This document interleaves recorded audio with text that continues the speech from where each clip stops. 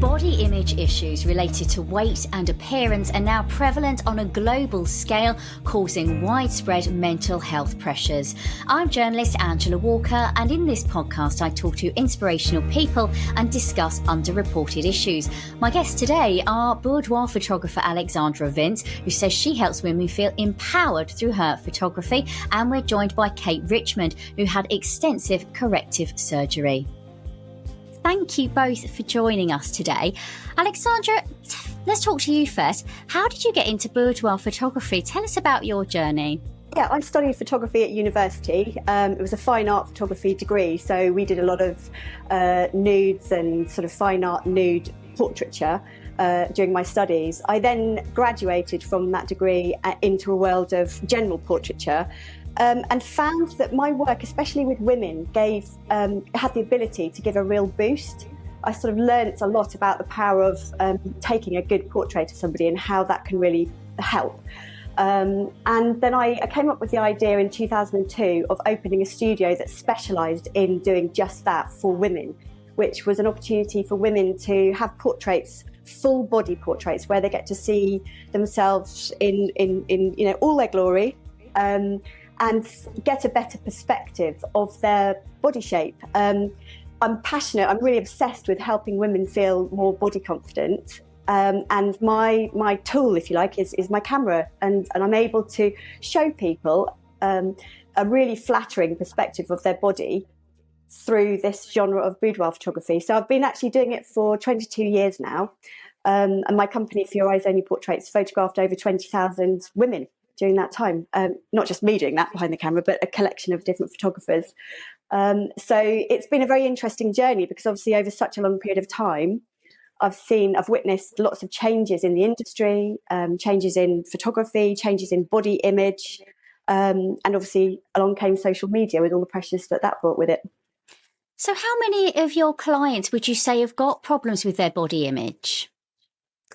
I think a lot of women feel disconnected from their feminine. They feel, at odds with things that make us women. Our curves, the way that our flesh is and the skin is, scars, cellulite, all those things. They feel, that they have to apologise for what is normal and beautiful, and they disconnect with their feminine side. They sort of lose perspective of who they are, and I'd say that bad disconnect that they have with their bodies, I've witnessed a lot of that, and I'd say most of my clients have had some sort of disconnect. As a woman myself, I've had 2 kids, one by cesarean. I've got the scars to prove it. And it does make you feel different about your body. Like, we're changing all the time. The way that my body looks and feels is very different now from when I was 20. I mean, Kate, tell us about your body image struggles, because I know, you've had difficulties in the past. Can you talk us through your experience? I don't think that probably my body image issues are any different to most people's, to be honest. I would say I was always very unhappy with the way I looked generally, obviously not through social media as such, because that wasn't really such of an issue until I was a fair bit older. But I have realised, having lost a lot of weight, that you tend to pin your happiness and future happiness on X weight or X size. And I found out through losing a lot of weight that isn't the way that you do it. There isn't this golden chalice waiting at that size 12, because I got to that size and probably hated myself more than I did before, because you still see the faults. And I think a lot of it is through comparison. You see other people on Instagram and people look perfect. And if you're always aspiring to be perfect, you're never going to be happy. I mean, you lost a lot of weight. It was at 8 stone that you lost, wasn't it? Yeah. How did you do that? Just talk us through that journey. I ended up doing it through a competition, essentially, which is possibly not the best way to do it. There was an online personal trainer who ran a 12-week competition every 12 weeks. During those 12 weeks, you submitted your photos and your measurements. And at the end of those 12 weeks, and it wasn't who'd lost the most weight, it was who he said had progressed the best, won a £10,000 holiday voucher. Whoa. And I did 4 of those challenges back to back and never won one. So that's how I lost the weight. And then after you lost the weight, you went on to have corrective surgery. Talk us through that. You can't get rid of 8 stone of fat and water without looking like a deflated balloon. So although, yes, body size was smaller, the scales were looking good, I had all this excess skin. So I had an extended tummy tuck. So I had 1/2 stone of excess skin removed from my stomach. I had breast uplift and reduction. And that also equaled the size as well, because I had one that was a E cup and one was a C cup. So I have a matching pair now. I also had my arm bigger wings removed, so I had that done. The last thing I had done was when I'd lost all the weight, all of me got smaller apart from my thighs. My thighs stayed exactly the same. And then I was diagnosed with a condition called lipedema, which is horrible because it's basically fat which is resistant to diet and exercise. It won't go any smaller. You can't do anything other than surgery. So at one point, my waist measurement was smaller than my thigh measurement. So then I had the first of 2 planned lipedema surgeries, which is like a gentle form of liposuction. And they took 4 litres from the front of each thigh. That was amazing. Very painful, but amazing. But then I went on and ended up with blood clots on my lung. So I didn't have the second one of those done. I'm done now. I am done with surgery. I have accepted that there is no perfect body, and I'm happy with the one I've got now. Well, I'm pleased to hear that. But what was it like to lose all the weight? So did you feel like, oh, I've reached this target weight and I'm still not happy, and then I'm having this surgery and then I'm still not happy? At what point did you kind of think, yes, I am okay as I am? It was probably a combination of the scare with the blood clots that made me think my body's had enough of surgery. We're done with that now. But also, there was at the end of each challenge, we had a night out, because it was a nationwide fitness challenge. There's a night out, and I went out this night in Bristol in a size 12 dress and looked, on reflection, I looked amazing. But I spent the entire night, even in a nightclub, wearing a massive coat because I was so ashamed of how I looked. And at the time, it didn't register with me, but I would say maybe probably a couple of years ago, incidentally, when I had my first shoot with Alex, I looked back on my photos on Facebook memories and I thought, do you know what? There was nothing wrong with me then, but I remember feeling horrific. And something just clicked in my brain, and you can't be chasing things. You can't wait to be happy with yourself. It all comes from a core of just self-acceptance now, where you are now, because there's not happiness waiting to happen for you. You have to make it happen now. There was a scientific paper out last year, and it was called Body Image as a Global Health Concern. And it talks about body capital and the extent to which people are encouraged to invest in their body. And it's about the theory that certain bodies hold more social power, and the more money we've got, the more we've got to spend on looking good. Does that theory kind of resonate with you, Alexandra? Yeah, I mean, I think it's been an interesting journey with social media, because I see that, early on with the influencers, they were models, and, the way that they looked was a particular way. Whereas there's now more of a movement away from that sort of model look and to, because of the broadcasters and because of the information that's coming out from people on social media, they're talking more about how different they are, how comfortable they are with their body, or what they're doing to keep fit, and how important mental health is. So it does resonate, but I think that I do believe that I'm also witnessing a shift in that now. You talk about that in your book, don't you, Queen of Boudoir, about the impact of social media and cosmetic surgery, and how there has been sort of this change over the years since you've been working. Yes, I think people just generally are looking at themselves much more than they used to. People are on their phones more.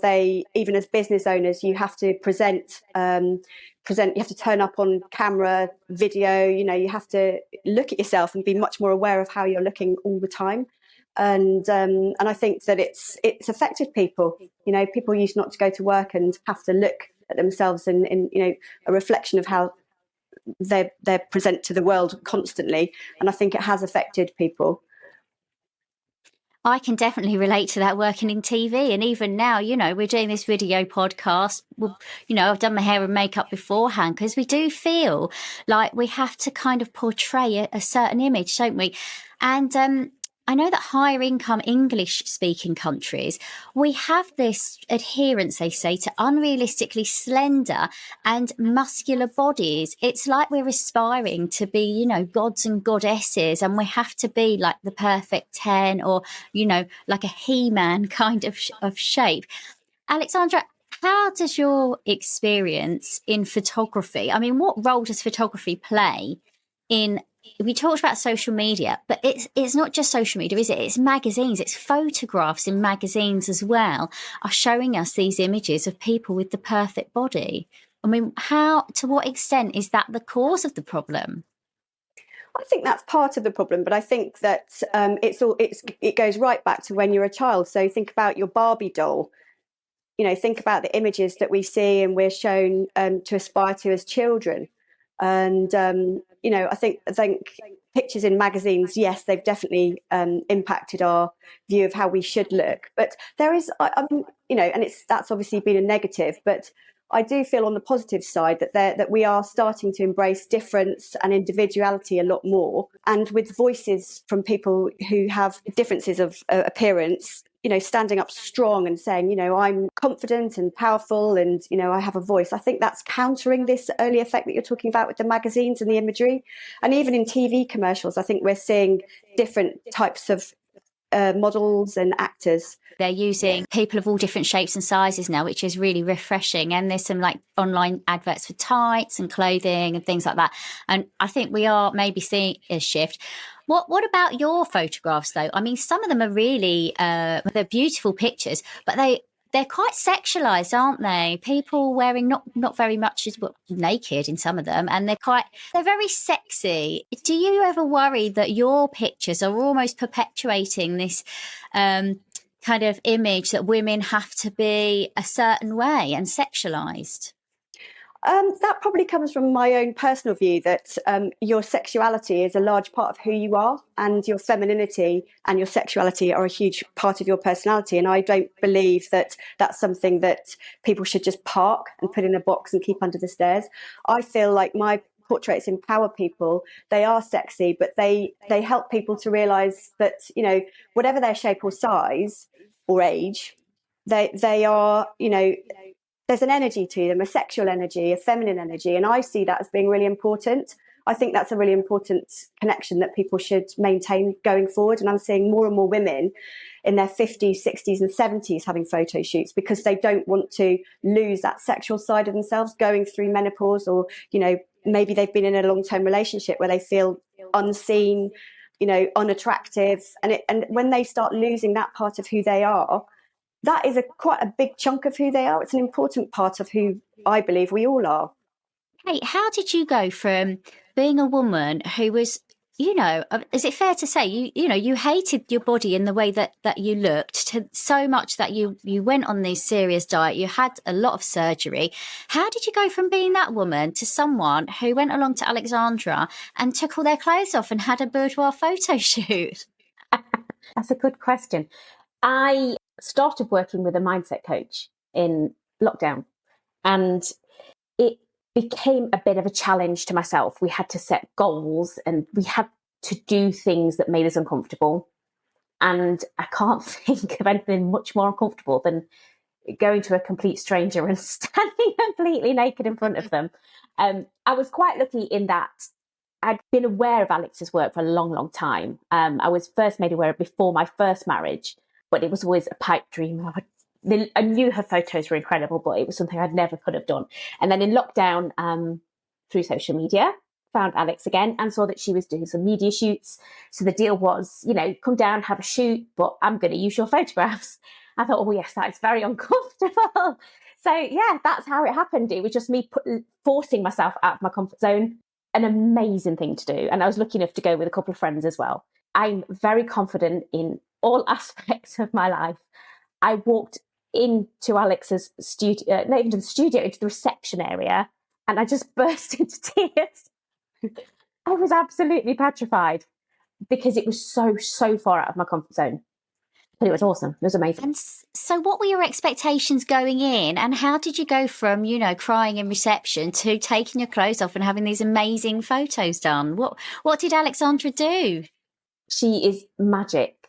She's just got this energy around her, which makes you so incredibly comfortable. And without it sounding in any way cliche, you honestly, you forget you don't have anything on. You just stood there chatting away and nobody cares. She's just brilliant. I've had similar photo shoots that have been gifts, like boudoir shoots, and I felt so awkward. One of them, I came in with a massive migraine because I felt so awful about the whole thing, but it was a gift and I felt like I had to go. So that's another reason I was dreading going to see Alex. But she's awesome.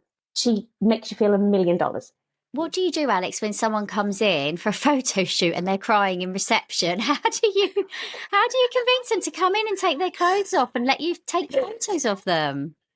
I like to keep people busy. It's about taking somebody out of their mind, getting their body to do something. So in this case, it's very choreographed poses. So they are. Have you ever done an aerobic workout where, the lady at the front's in her leotard and you're all there doing the thing? You don't really think about yourself in your leotard. You think about what she's doing and what she's telling you to do. So what I'm basically, how I'm helping people is because I'm putting them in a very safe environment. I've got this black box studio, and then I keep my client busy by directing them through about 90 minutes. So it's physical, it's choreographed, it's relatively fast paced and physical. And, it's a process where they're lifting and arching and moving their body. And I actually call them power poses. So what they're doing is telling their brain, I am strong, I am powerful. Moving a shoulder forward, standing in particular postures really does, I believe, send messages to the brain. So that whole process is uplifting in itself. Before people have even seen the photographs, they feel that they've achieved something, they've stepped out of their comfort zone, they've followed very clear and confident direction, and they've ended up naked. And then obviously then you have the resulting photographs afterwards, which are artistic and tastefully nude portraits. They wouldn't have seen their body in those particular poses before. They've never seen, most people have not seen a full length, a full body photograph of themselves naked, probably. I mean, you might have some pictures taken on the beach. So if you're on the beach, you're in a bikini, you're sat there, somebody might take a picture of you and you're sat on the sand eating an ice cream and you're all scrunched up.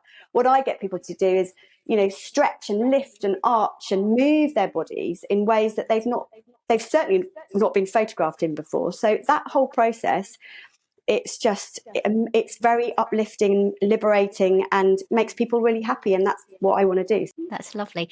So, Kate, how did you feel then? Like by the time you finished doing the photo shoot, how were you feeling about your body? And what about when you saw the final pictures? At the end, you're absolutely buzzing. It goes so quickly and you just want to do another one. So you want to book in for another one. You're so used to looking at yourself in a mirror and picking fault and seeing the bits you don't like that you don't focus on anything else.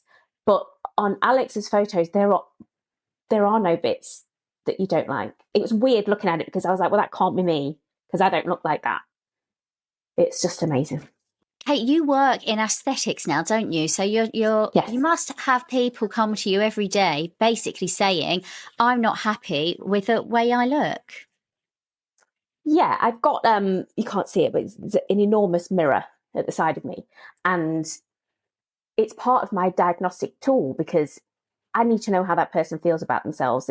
I have to be very alert for any kind of body dysmorphia, things like that. So I would say a good 70% of my patients, if not more, I make them sit in front of this mirror, and a lot of them, you can see them trying to shy away and they won't look, or they'll just say, I can't sit there, I can't look at myself. And that's so wrong. A lot of people go, what do I need? And my opening line with all of my patients is nothing. You don't need anything that I do. The only thing you need is SPF every day. That's the only thing you need. Other than that, you're perfect as you are. There's nothing wrong with you. I'm a terrible saleswoman. But it's so sad that people think they have to be fixed. And whilst, yes, I do a little bit of work, I will never change anybody's face. I will enhance it and I will freshen them up a little bit, give them a bit of a glow. That's fine. But I'm not in the business of changing people's faces.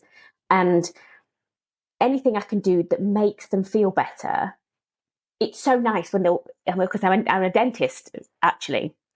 That's strictly my profession. Nobody wants to be there. They don't dance in and they don't dance out again. Well, sometimes they dance out. But here, people want to be here and they cry in a good way here when you're like, oh my God, you've made me look so much better. And that's what I want. And I think that is what Alex can do with her camera. You've been through so much. What's your message to women who are, having body image struggles, who are feeling down about the way that they look? It's you have to start with accepting where you're at now. And it's fine if you want to go ahead and change that for whatever reason. But you can't hate yourself into a better body or a better mindset, because you've got to start where you are and accept that's where we are. And there's nothing wrong with that, but we can move forward. When I look in the mirror and I think, oh, I've got another wrinkle today, I didn't notice that one till today. And I have to say to myself, well, do you know what? I'm never going to be any younger than I am today. So I might as well just try and embrace the way that I look right now instead of wishing that I looked the way that I did 10 years ago. But it is hard, isn't it? Alexandra, how surprised are you that body image is now being cited as a global mental health issue? I'm not surprised at all. But I think people need to learn how to switch that up, and I firmly believe that action is, a step towards fixing that problem. I think that, things like changing where the mirrors are in your house, and, understanding more about lighting and understanding more about how you turn up in the world, and how people perceive you, what stands out to other people is a good thing to do. Social media and imagery around us doesn't help, but I do feel, on a positive note, that moving forwards, having a photo shoot is a good idea, because you get to see your body, you get to see your body in full perspective, as opposed to focusing on small parts of your body that you don't like. So you mentioned that you noticed a wrinkle, right? A new wrinkle. But the wrinkle doesn't arrive up the stairs before you do. The wrinkle doesn't arrive through the door before you do. You turn up as a whole being. Your energy, your character, your sense of style. Everything about you. Not those tiny little details. And I think when people get to see themselves and understand that they are a whole package. And I want to tell you a little story about my daughter. So my daughter was born with cleft lip and palate. So when she was born, she had a large hole in her face, and we've been on a massive journey together through lots of surgeries. And hopefully she's got 2 more operations this year, and then that'll be it. But during secondary school, she'd have a bad day at school, and so she has some scarring on her lip, or top lip, and her nose here. And I took a flower out of one of my vases, and I crushed one of the petals to sort of damage it. And then I took the stem out and I showed it to her, and I said, look, what do you think of this? And she starts, yeah, it's lovely, Mum, yeah. And I said, yeah, but can you see this? Can you see this petal's broken? Yeah, but it doesn't matter that the petal's broken, because the whole stem is beautiful, isn't it? And I said, well, that's like you, sweetheart. You are the whole stem. You're not just the petal that's got a little scar, and you're not your wrinkle. You are your whole body. And I think that's why a whole body photo shoot, I know it's called boudoir photography, but I think that's why a whole body photo shoot's really good for you, because you get to see your body in, all the different ratios of your body, your leg length to your shoulder ratio, width. And it's just really good for you to see that new perspective of yourself. I love that story, and I love that way of looking at ourselves as a whole, and not just the imperfections, and letting those kind of take over our perception of ourselves. Last year, the House of Commons Health and Social Care Committee produced a report on body image, and they urged the government to introduce a strategy to tackle it. And they want to see an education campaign about self-worth and body positivity. And I'm really interested in that, because I've got a 9-year-old, and she said to me before now, "Oh, mummy, I'm too fat." And that really upsets me, actually, because she's not fat at all. She's beautiful. She's a growing girl, but somehow something is getting to her. And we never talk about weight in our house, or people's sizes or shapes or anything. But somehow, in her circle of friends, in her school, in her world, size matters, and that really worries me. So what do you think, Kate, about the idea of the government introducing some kind of strategy to promote, positive health issues, and to let people know that being underweight is a serious health issue as much as being overweight? I'm not sure where you could start with that. I think because it's so deeply rooted in everything, it's just accepted, I think, that thin is healthy, which I don't necessarily agree with. I'm still classed as overweight. I don't drink, I don't smoke, I go walking every day, I go to the gym 4 times a week. I'm probably an awful lot healthier than a lot of skinny people out there. But I just think it has to be a whole thing that people deal with, and people have to accept different shapes and sizes, like Alex has said. It just comes down to acceptance, but I don't know where on earth you begin to do that when there's such a massive stigma attached to that fat word, when fat really is just a descriptive word, isn't it? Tall, short, fat. But it's inherently an insult to say fat. Alex, where do we start? Can we start with communities, schools, society? What do you think? Definitely schools, and also going back to the mental health issue and just positive mental attitude and the mindsets. Can't we teach our children that if they're doing the best they can, and if they're, they understand about healthy eating, and they understand about the importance of exercise, not for aesthetic reasons, but for, mental health issues. When we do PE at school, should we not be told that this is great for you, for your energy levels, and for your, for your happy cells, or however they want to describe it. But I just think if the emphasis is on, a healthy mind and looking after yourself, and if the children are taught, if you're doing the best you can in terms of your, fitness and eating and everything, then the body shape thing will just become secondary to that. I think children need to be taught that it's important to exercise, and then that will follow through to people being more active. I guess it's the inactivity that's and then it's a not problem. Exercise isn't a punishment. It's something that's going to make you feel good, rather than something that you're forced to do laps of the field in the rain. Yes, happy memories of cross country running, field covered in mud. God.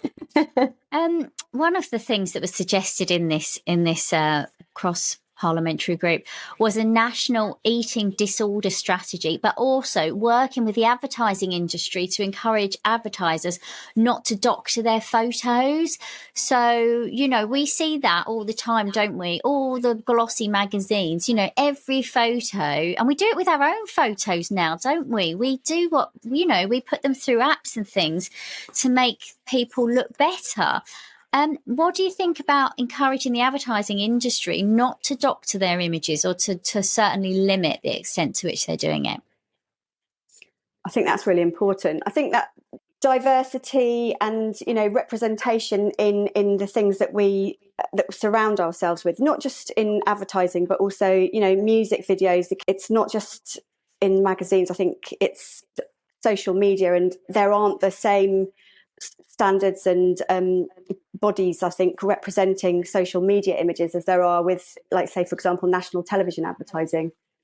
So what do you do with that when there's that level of freedom? TikTok and Instagram putting out these images. Exactly. What can you do about TikTok when there's someone in another country who's promoting a really thin body image? I mean, there are some shocking accounts on YouTube and Instagram of people who are so thin and unhealthy. And how can we protect our children from that? I think really it's just important to talk about it openly with our children, and for it to become, it's just a level of understanding, isn't it? And if somebody's really, really thin, that's not a bad thing. It's not necessarily a good thing. It's just how they are. And to have less judgment about how people look generally, not to say, oh, that person's fat, so they must be, inactive and boring and or whatever they might think. It's just to pull away that level of judgment right back, rein that in. I think that's what we should be teaching people. It's really interesting that we're talking about this today, because a colleague of mine mentioned on social media the other day that someone approached her on LinkedIn and said, oh, look, I can see that you're overweight. Would you like to take part in my fitness program? And she was appalled because, this person was giving this unsolicited advice saying, look, you're too fat. I can help you. And it reminded me of a time a few years ago when I was very slender and I was doing a lot of running, and someone said to me, oh, have you got anorexia?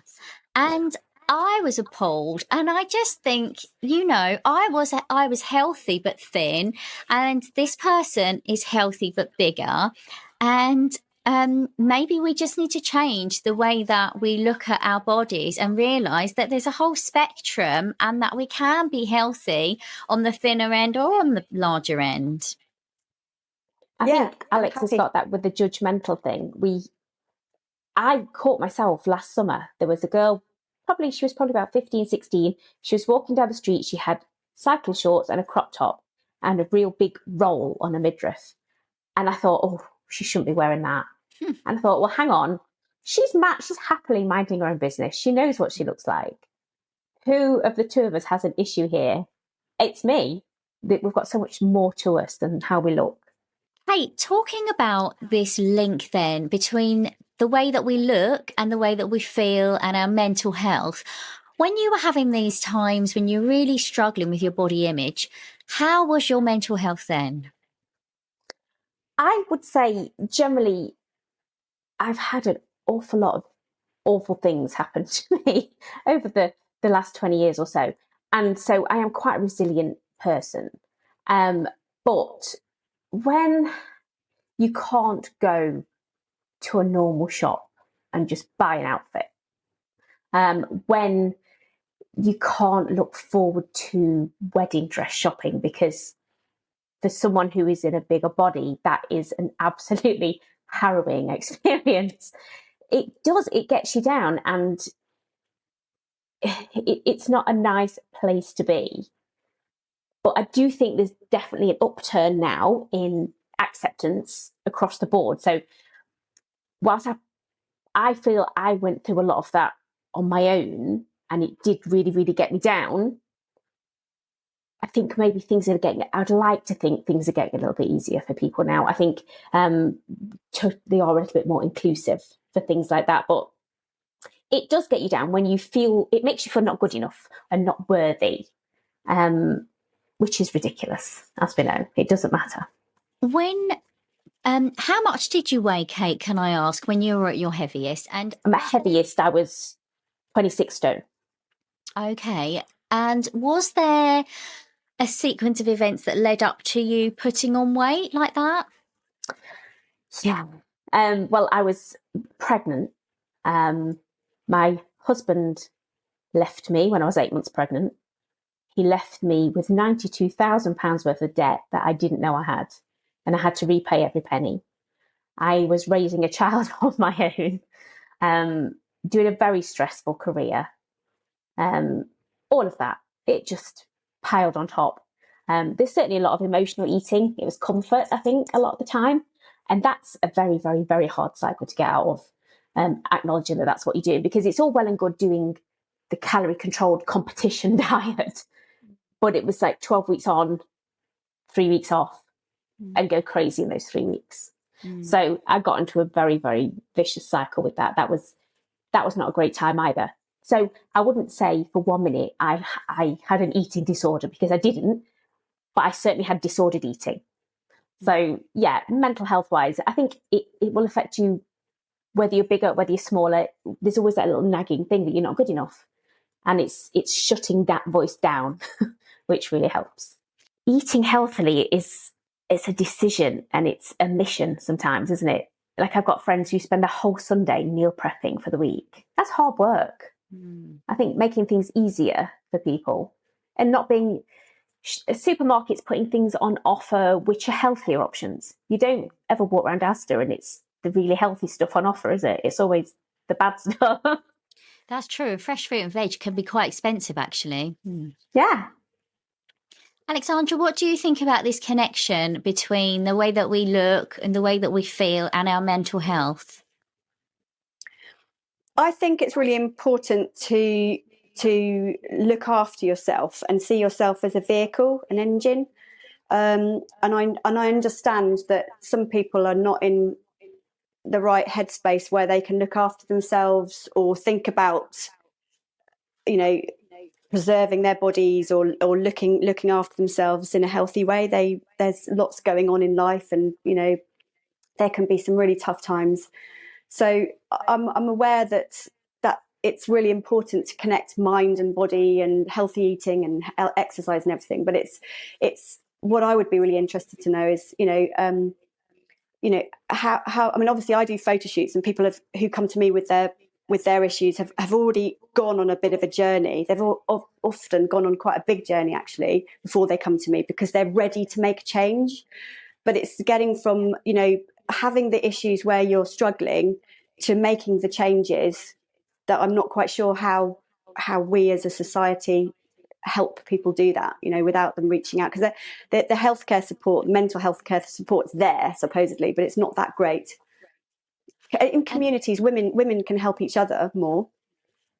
And did you know that there's a link between body size and salary? Women who are slimmer earn up to 20% more than women who are larger for doing the same job. Did you know that, Kate? No, I was not aware, but I can imagine, I can see how it would happen, because I do think people are judged on how they look, and I do think that larger people are perceived as less able and lazy, and I think that would happen. I can see how that would happen. I guess that comes down to like societal norms, really. And again, these ideals, and the problem of body image is worse in the white Western countries than in the rest of the world. Did you know that, Alexandra? And does that surprise you? It doesn't surprise me, because we're all looking at our phones, aren't we? And looking at our whereas, is that happening? Is that happening in other parts of the world? I don't know, but I doubt it's as much as it is around here. So yeah, it doesn't surprise me at all. It'll be interesting to look back in a few years' time, in 10 years, and to see if we've moved on at all and how people feel about their bodies, if it's the same or better or worse. Let's hope that there's going to be some kind of improvement. It's really interesting that you mentioned Barbie dolls earlier, Alexandra, because my daughter's got a couple, and they come in all different sizes now. They're not all just skinny minis, and she's got some that are plumper than others, which is really nice. So when I saw that in the shops, I was really pleased, actually, that at some level there is hopefully a move towards a healthier outlet when it comes to body image. So what final thoughts or messages would you like to leave the listeners with about body image and mental health, Kate? I would just say the way you look is the least interesting thing about you, and accept where you're at now. And just, it sounds so cliche to go, well, love yourself, but you have to accept how you are, because that's how you are. And the key to being happier in life is just acceptance, I think. Alexandra, what do you think? I'm all about helping women to get a better perspective of themselves. So if you understand your body shape and you're at peace with it, and you're keeping your mind as healthy as possible, I think the message is really just, if you're doing the best you can and you're aware and you're making a difference and you're taking action to improve your mental health and your view of your body, because also, let's not forget that our views of our body will affect our daughters or our kids. It's important that we as mums stay positive and have positive affirmations about our body shape to pass that on. So, do everything that you can to build your own confidence. The real sort of power suit is your body. It's really important that you connect with your body, you accept it. I can help people do that through my photography, but there are lots of other ways of doing that, and it could be spend more time naked. I don't know. That's a nice note to finish on, everybody. Spend more time naked. So, Alexandra Vince, Kate Richmond, thank you so much for joining me. It's been lovely to talk to you. Thank you. Thank you. Thank you. I'm journalist Angela Walker, and today I've been in conversation with photographer Alexandra Vince and one of her many subjects, Kate Richmond. I hope you've enjoyed the programme. Please do share it, rate and review it. And check out my website, angelawalkerreports.com. Until next time, goodbye.